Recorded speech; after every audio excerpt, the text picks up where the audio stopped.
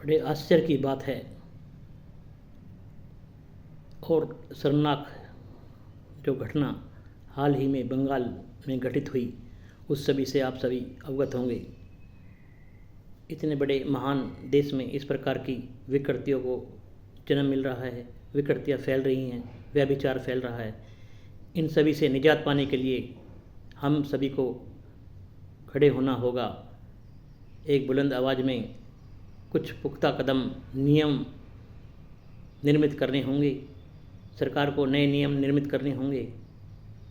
न जाने कितने और बेटियों को इस प्रकार की यातनाओं से गुजरना पड़ेगा। इसके लिए कुछ पुख्ता कदम उठाने पड़ेंगे। इनके विरोध में प्रदर्शन के अलावा उनको व्यापक रूप से सुरक्षा प्रदान की जाए।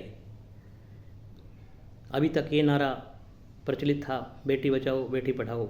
अब इसके उपरांत बेटी बचाओ बेटी पढ़ाओ और फिर बेटी बचाओ।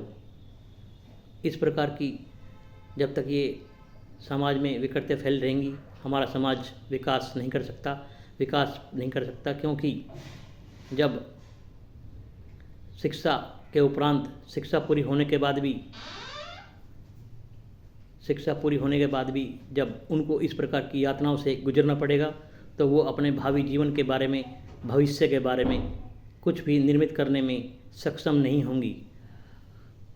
उनको इतना उपलब्धियाँ, इतना योग्यता प्राप्त करने के बाद भी, इतनी शैक्षणिक अनुसंधान में शिक्षा प्राप्त करने के उपरांत भी अगर इस प्रकार की यातनाओं से गुजरना पड़ेगा तो उनका जीवन में निराशा हाथ लगेगी। जैसा आपने खेल जगत में देखा कि किस प्रकार से भ्रष्टाचार फैला हुआ है। 100 ग्राम भार के अतिरिक्त भार होने के कारण भी खेल क्षेत्र से उनको बाहर कर दिया। और अब दूसरी घटना ये घटी।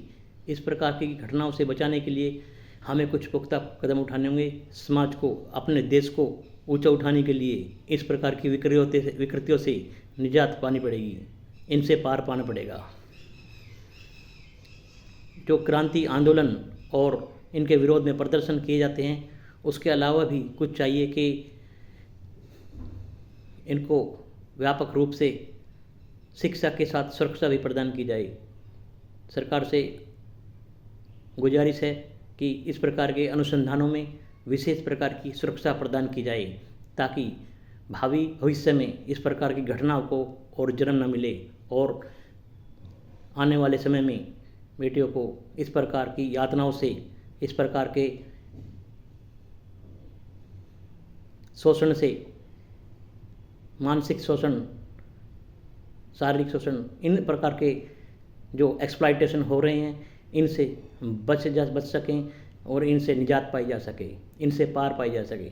तभी हमारा देश विकास कर सकता है। अन्यथा हमें हर समय इस प्रकार की विकृतियों से पार पाने में बड़ी दिक्कतें होंगी और देश के विकास में बाधक तत्व काम कर रहे हैं, वो यही इस प्रकार के असामाजिक तत्वों से बचाना होगा और देश को विकासशील बनाने के लिए प्रयत्नशील रहना पड़ेगा।